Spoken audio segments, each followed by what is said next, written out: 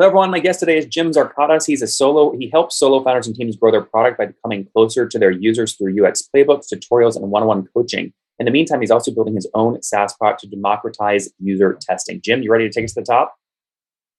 Yes. All right.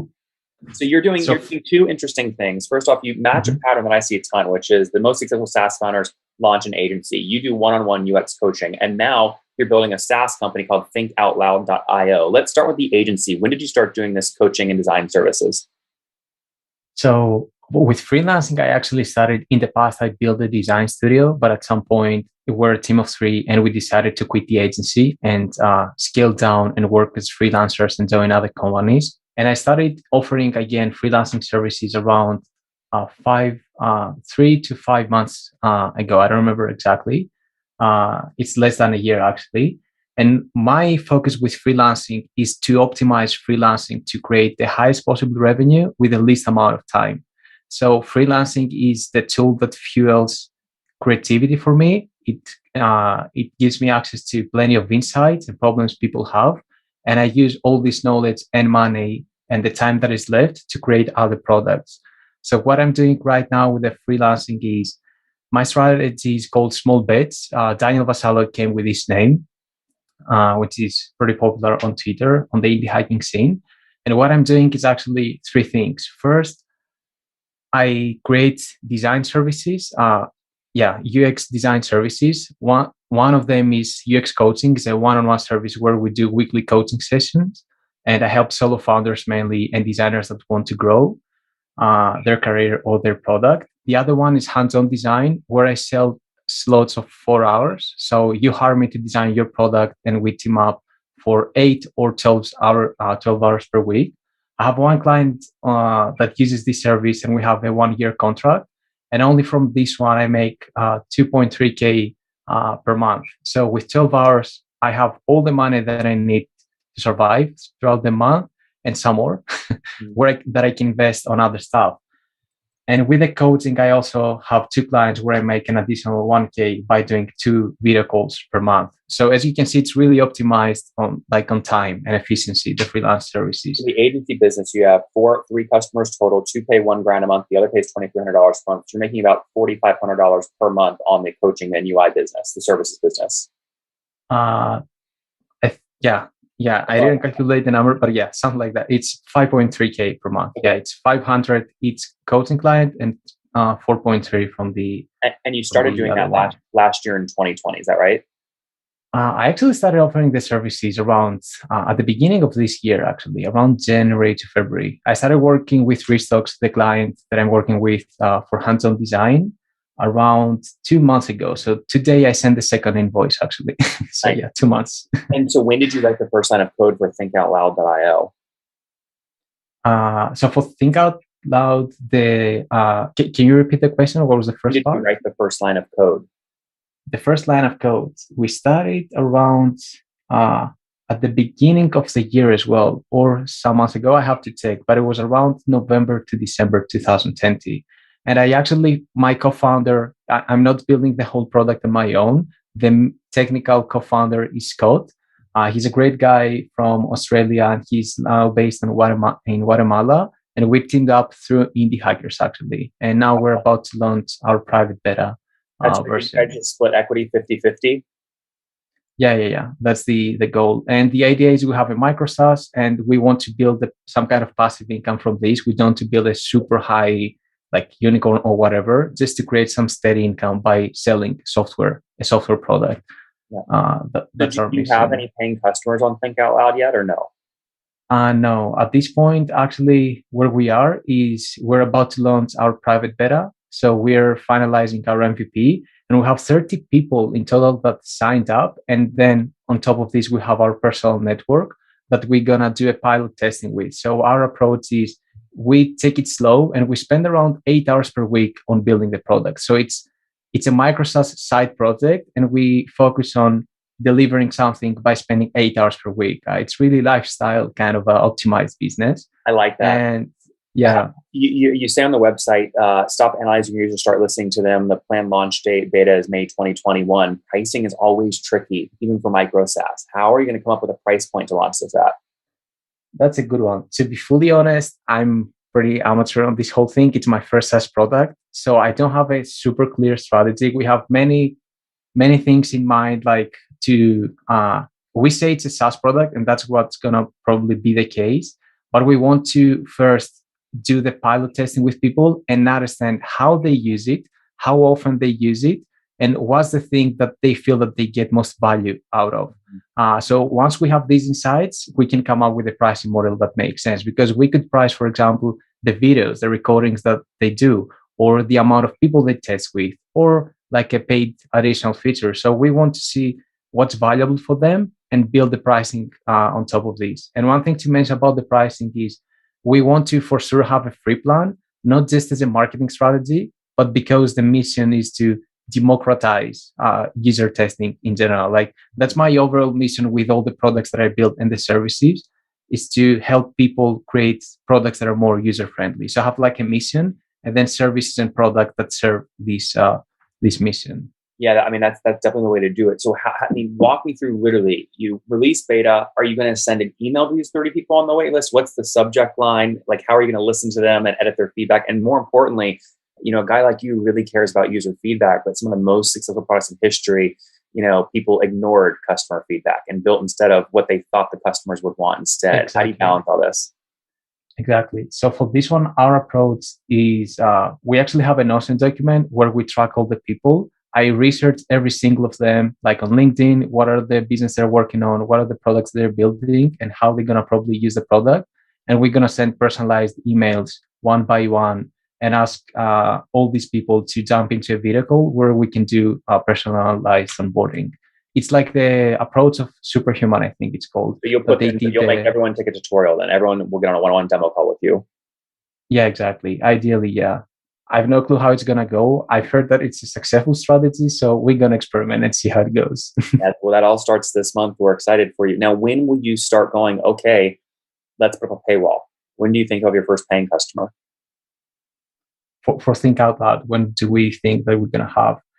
The kind of long-term goal is to, like, we gave a promise let's say, to ourselves that until the end of the year, we're going to have our at least 10 paid customers. That's like our goal that we have, but we don't have a solid strategy on this yet. We expect to be out of beta, at the last quarter of the year. So ideally, we can have paid customers until the end of the year as well. Mm-hmm. What would make you and Scott happy in terms of the revenue you're doing per month at the end of the year, considering you're only putting in 8 hours a week and it's a lifestyle micro SaaS? That's a good one. So as I said, it's a very kind of like freelancing as well. It's lifestyle driven business. It's not, we don't want to build the next big thing or stuff like that, or a unicorn. So it's optimized on creativity if we're happy with the quality of work that we produce. And also about the work-life balance. Like if it takes too much time for the revenue that it creates, these are the two criteria that we have for the product. Actually, and one last note on this, that we want to build single-focused products. Like we don't like products that are too complex with so many features because they want to grow. Like iOS apps is a good example. They do one thing and they do it in the best way possible. What so this is that? iOS apps. Like if you know Things Up, like it's a very popular to-do app for iOS. They've won so many design awards because they do. Jim, we couldn't hear clearly what example you're using. Can you spell the name of the company? Yeah, it's Things, like THINGS, and it's a personal to-do manager. So they've built the best personal to-do app with no collaboration, no project management, nothing in terms of features, and just made it right. And they only do this for the last 10 or 20 years, and they make a living out of it. So that's the idea. I love the model. I think this is great. Okay, let's wrap up here with the famous 5. Number 1, what is your favorite book? I see you have a nice bookshelf there. I see Ad Catmull's Creativity Inc. What else do I see? What's your favorite book? My favorite book, I would say Rework from Basecamp and The Mom Test, the second one. What do you think about all the Basecamp drama right now around talking about political stuff internally and employees taking the payout? That's a tricky one. Like, I can't have a bold opinion because I don't know the behind the scenes, but I like the idea of scaling down and focusing on just the work and getting rid of all the rest. So I don't have an experience of running a big company like Basecamp, but I can understand their approach that they want to scale down and just focus only on work and no culture related stuff, no policies, I nothing wonder if around you would it. read a book called Scaling Down, and we talk about how much happier you can be with a smaller team, how much more flexibility you have if you have no board meetings or VCs, how simple it is if your product only does one thing and instead of trying to do 100 things. I feel like that book would be a bestseller. That's true. That's true. That's a bit what rework is from Basecamp as well. Like, but Scale Down is a really good one. The Company of One is a similar book that is very popular. But yeah, I totally like the title. Totally agree. Number two, Jim, is there a founder you're following or studying besides the Basecamp guys? Daniel Vassallo is one. Dan from Elo, a Twitter analytics tool, is another one. And also the guys from Mailbrew. Like I'm following the IndieHacker scene mainly like as a community. And these are some names that just came to my mind that I've turned on Twitter notifications. That's how I remember them. Number three, what's your favorite online tool for building Think Out Loud? What's my favorite tool for building my SaaS? Yep. Framer. It's the design tool that I use. Framer.com? Yeah, exactly. Framer.com. It's a prototyping and design tool. We use it a lot to prototype the product. Is Framer going to be bigger than InVision and Figma? I hope so. It could. It has the potential for sure. Switch to them? Sorry, what? Did you used to use Figma and InVision and you switched to Framer? Exactly, yeah. Like Framer is really like a lot of years ahead of the competition, but it's very advanced. So it takes some time for the whole community to catch up. But for me, Framer is the best design tool at this moment in the market. Interesting. I'll have to reach out to those guys, see if I can get them on. Number four, how many hours of sleep do you get every night? How many hours do I sleep? Yep. 8, always. And what's your situation, Jim? Married, single, kids? Just with my girlfriend. Like we live together. And yeah, the plan is to make a family as well in the next years. I love that. All right. And how old are you? 28. Last question. What's something you wish you knew when you were 20?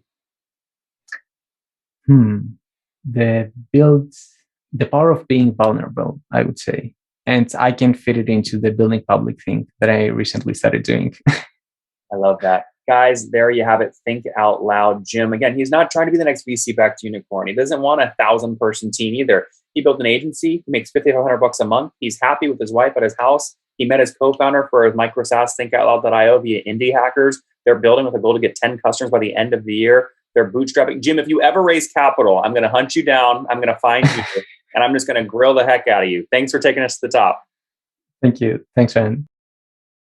One more thing before you go. We have a brand new show every Thursday at 1 p.m. Central. It's called Shark Tank for SaaS. We call it Deal or Bust. One founder comes on, 3 hungry buyers, they try and do a deal live, and the founder shares back-end dashboards, their expenses, their revenue, ARPU, CAC, LTV, you name it, they share it. And the buyers try and make a deal live. It is fun to watch every Thursday, 1 p.m. Central. Additionally, remember, these recorded founder interviews go live. We release them here on YouTube every day at 2 p.m. Central. To make sure you don't miss any of that, make sure you click the subscribe button below here on YouTube, the big red button, and then click the little bell notification to make sure you get notifications when we do go live. I wouldn't want you to miss breaking news in the SaaS world, whether it's an acquisition, a big fundraise, a big sale, a big profitability statement, or something else. I don't want you to miss it. Additionally, if you want to take this conversation deeper and further, we have by far the largest private Slack community for B2B SaaS founders. You want to get in there. We've probably talked about your tool if you're running a company or your firm if you're investing. You can go in there and quickly search and see what people are saying.